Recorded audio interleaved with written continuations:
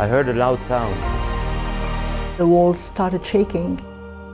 I felt it was an earthquake. There were shouts and broken glass from the neighbors.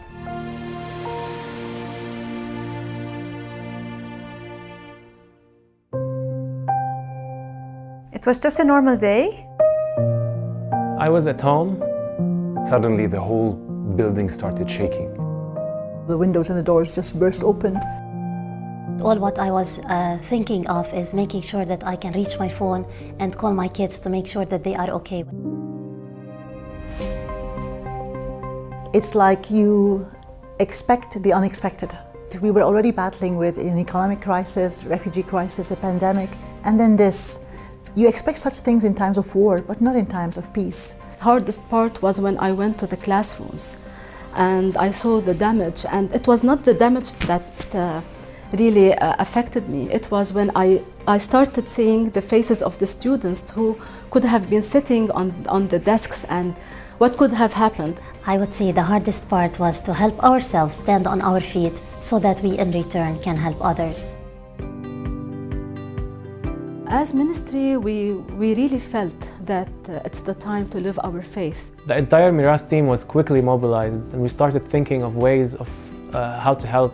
So we were offering food aid, hot meals for families and volunteers on the ground who were removing debris and from the houses and from the streets. After that, we started also working on shelter rehabilitation. We started helping with fixing homes, windows, broken doors, all of these things. And ABTS decided to open its buildings to host families that were affected by the explosion. We started preparing the place and providing basic needs for families to stay in our buildings. Also, we started giving out food vouchers, which is still continuing until this day, along with hygiene kits. At Skilled and as therapists, we felt the need to support our students.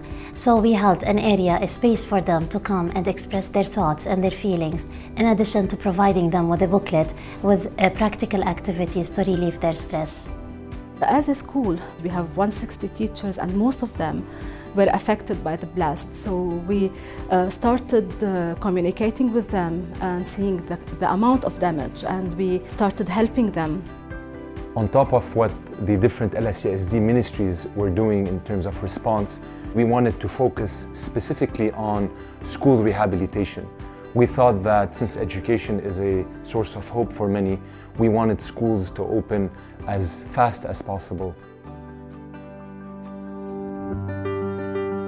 Honestly, it made me realize that everything can change in a split second.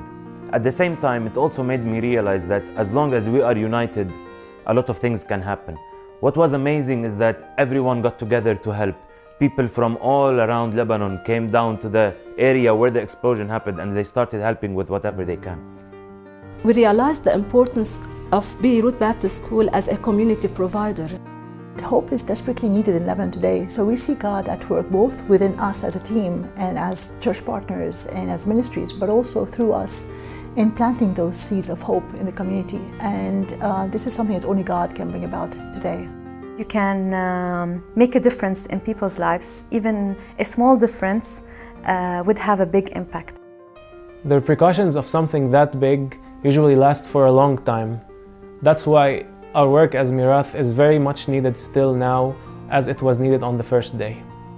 An explosion from this dimension needs a response that is over the long term. And we can still feel God's presence working through us despite our weaknesses and despite our shortcomings and failures.